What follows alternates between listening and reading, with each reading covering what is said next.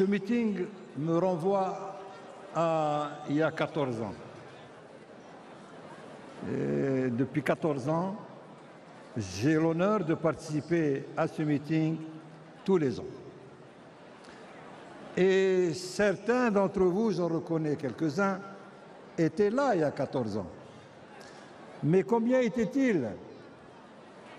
5 000, 6 000? Et chaque année, j'ai vu le nombre de participants augmenter chaque année, chaque année, chaque année. Et depuis 2015, vous étiez 100 000. 100 000.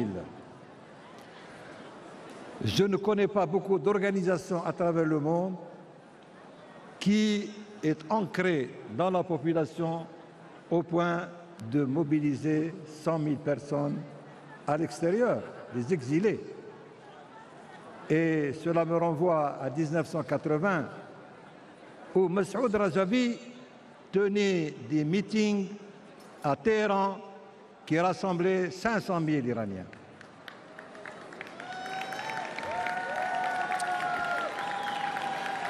Il y a 20 ans,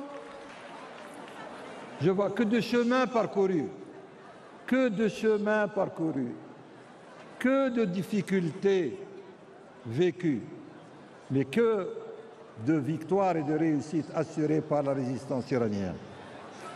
Il y a 20 ans, il y avait dans le monde occidental une petite poignée de gens qui connaissaient le CNRI et l'OMPI.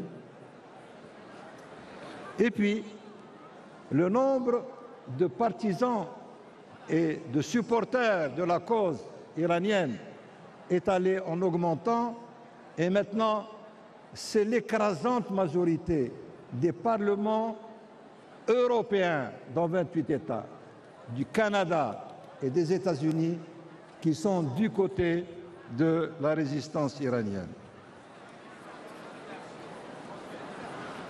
Il y a 20 ans, l'administration US avait inscrit l'organisation des Moudjahidines du peuple dans la liste des organisations terroristes. Et c'était, disait-il, pour apaiser le régime des mollahs. Les Occidentaux n'ont pas pu éviter de recommencer l'erreur grave qui avait été faite en 1939 par le gouvernement français et le gouvernement britannique pour aller à Munich et pour apaiser Hitler. On n'apaise pas les dictateurs. Et la preuve, c'est que pour gagner la paix, deux puissances occidentales sont allées, au prix du déshonneur, gagner la paix. Et Winston Churchill, quand il a pris le pouvoir et que l'Allemagne a déclaré la guerre à la Pologne, il a dit, vous vouliez la paix au prix de votre honneur, vous avez gagné le déshonneur et vous avez perdu la paix, vous avez gagné la guerre. Voilà, mes chers amis, cette organisation qui est la première victime du terrorisme des mollahs, c'est une grande injustice de l'avoir inscrite dans la liste des organisations terroristes. Et j'ai été parmi les centaines et centaines de personnalités politiques qui ont été les témoins des efforts considérables que l'OMPI, avec le soutien des juristes internationaux, avec le soutien de tous les parlementaires, a gagné la bataille juridique. Et en 2009, 2010, 2011, les 30 États européens, plus le Canada, plus les États-Unis d'Amérique, ont été obligés par leur propre justice, par la Cour européenne de justice, par le tribunal britannique, par les tribunaux français, par les tribunaux américains, de retirer l'organisation, un pays de la liste des États ou des organisations terroristes. Ce qui fait que maintenant, au moment où nous sommes ensemble, il n'y a plus qu'un seul État qui continue à regarder l'OMPI, Moussaïni Khalq, comme une organisation terroriste. Et cet État, c'est l'État terroriste des Mollahs.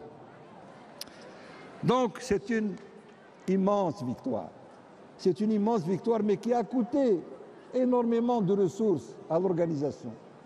Et il est injuste que l'organisation qui a été la première victime, 120 000 militants de l'organisation OMPI ont été massacrés jusqu'à maintenant par le régime de Wilayat al-Faqih.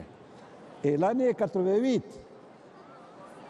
sur une simple fatwa de Khomeini, 30 000 prisonniers politiques ont été massacrés en l'espace de 3 mois.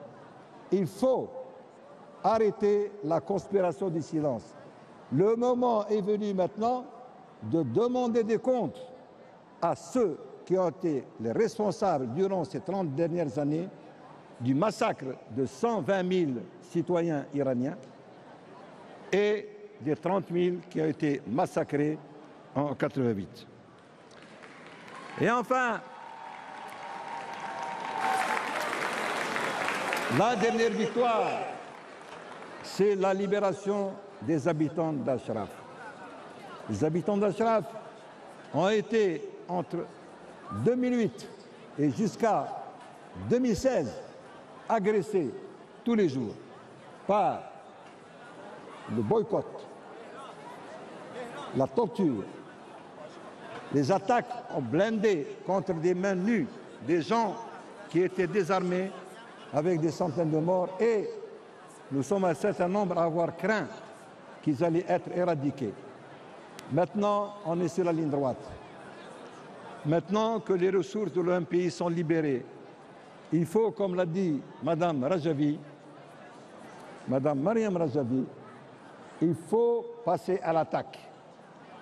Et l'attaque, c'est la ligne droite qui doit mener directement à la libération du peuple iranien vis-à-vis de la dictature qui l'opprime. Voilà.